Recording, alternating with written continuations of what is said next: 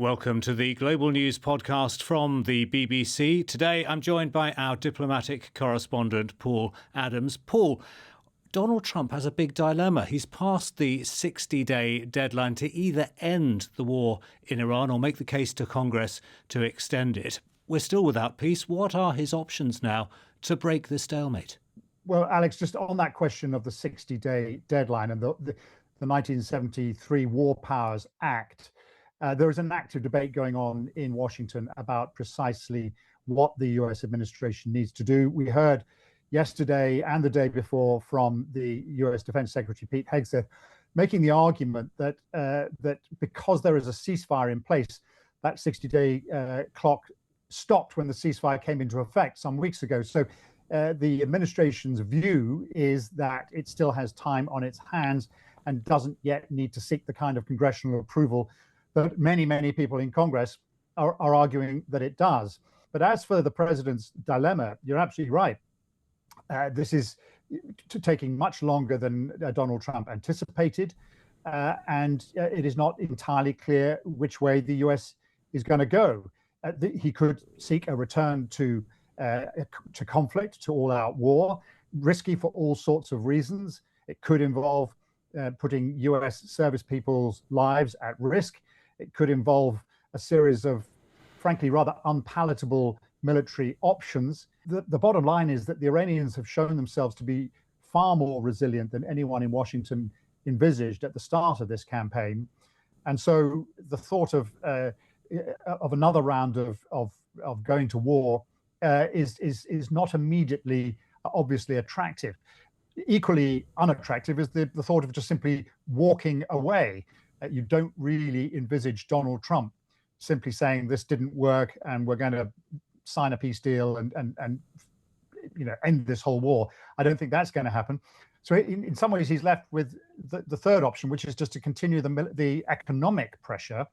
If you like, it's a kind of military campaign by other means, these competing economic blockades on the Strait of Hormuz, which is certainly having an impact, but it's not quite clear how long it'll take before Iran buckles under the pressure. And so really none of these options are terribly attractive.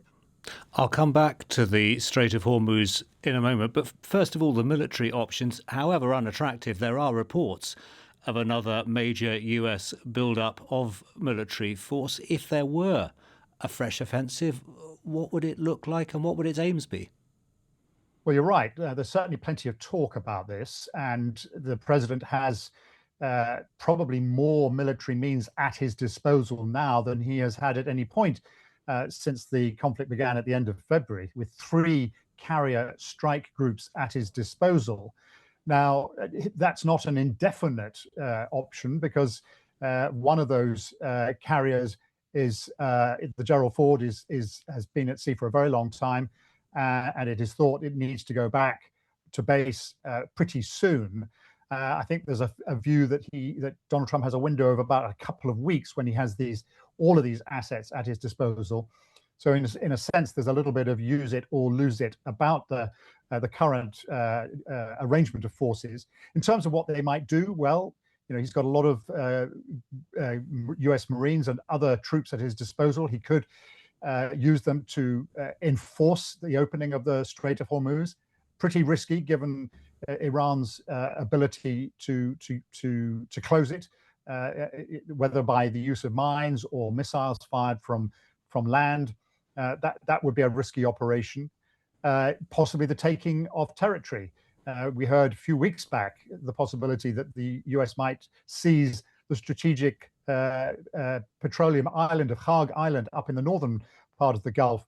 In some ways, that seems a much less obvious option now, given the fact that the Americans chose to impose their own blockade on Iranian ports instead. So it's hard to see how the capture of Kharg Island would really make much of a difference at the moment. Other possibilities include the use of special forces to go into Iran and capture the several hundred kilos of highly enriched uranium thought to be still in Iranian hands. And again, an incredibly risky option that I doubt that many people would be too keen on. We've also heard in the last 24 hours or so some American media reports talking about the deployment of a new hypersonic missile known as Dark Eagle. This seems a little bit rhetorical. It's a weapon system that hasn't actually been deployed before. And what would you use a $30 million or $20 million missile? What would be the target? What kind of target would you select that you haven't already hit in some other way? So it's not at all clear what the military objectives might be, but it is clear that Donald Trump certainly has plenty of military options should he choose to use them. Who's under more pressure, Paul, the US or Iran? Well, I think thereby hangs the answer to this whole dilemma, because we just don't know. You have these competing blockades, as I said. One is causing Iran enormous economic hardship. It is clear that the economic situation in Iran is deteriorating. It is trying to deploy all sorts of workarounds, whether it's doing more trade across the Caspian Sea to Russia, whether it's exporting oil by rail to China. It is improvising, but the longer this goes on, the tougher it's going to be. The problem being, of course, that Iran, over decades of international sanctions, has proved extraordinarily tough and able to withstand pressure. Is it also a regime, having killed tens of thousands of its own people just a few months ago? Is it a regime that really cares if those people, those citizens, experience more economic hardship? That's debatable. On the other side, you have the Iranian blockade, which is still having a significant impact on the global economy. We've seen in the last few days, in the wake of the reports that suggested that Donald Trump might be looking at a long-term blockade, US blockade, that is, you've seen the price of oil spiking once again. And that is having all kinds of impacts which are extremely undesirable if you are the US president, not least the increase in the price of petrol at the pumps in the US, despite its energy independence, inflation in the US, also, all sorts of economic pressures on top of the fact that this is an unpopular war. And, he has, or his party has, midterm elections coming up in November. And the economic situation needs to be rosier then than it is now. So this current sort of stalemate is having enormous economic impacts in both directions. Question is, who can withstand that pressure for the longest? And I wouldn't bet against the Iranians being able to withstand more.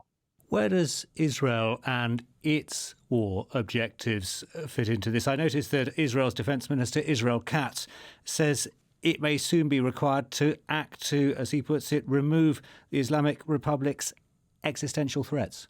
Well, yes. So, Israel is the country, the only country really, that regards Iran as an existential threat.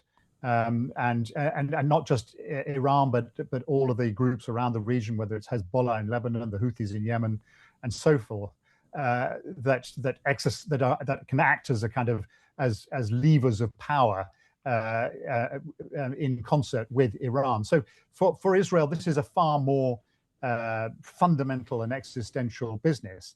And the thought that the war might be ended sort of just when it was in the middle of achieving results, I think is something that would be causing grave misgivings in Israeli government circles. This is definitely an unfinished war. They went into this hoping that this would result in regime change. And right now, you don't hear that kind of language from the Americans. You did at the beginning, but you don't really hear it now. And so I think, the longer this war has gone on, the more we have seen a kind of divergence in objectives between Israel and the United States. And that will cause Benjamin Netanyahu, I think, the Israeli prime minister, a big headache, because I think this is not something that he looks at all ready to walk away from. A last question. Has Operation Epic Fury trapped the US in the sort of quagmire previously experienced in Afghanistan, Iraq and Vietnam? Well, if I was Pete Hegseth, the US Defense Secretary, I would throw that back in your face and say, this has been 2 months, not, multiple years. The administration bristles at any comparison between what has gone on in the last couple of months with those never-ending wars in Iraq and Afghanistan. So I think to call it a quagmire is probably a mistake. It's certainly a dilemma. It's certainly a conflict with no obvious end in sight. But it is not yet the kind of never-ending war that Donald Trump, when he was campaigning for his second term in office, promised the American public he would not get into. Thanks, Paul. Our diplomatic correspondent, Paul Adams. If you'd like more from the Global News Podcast, please click on the link below.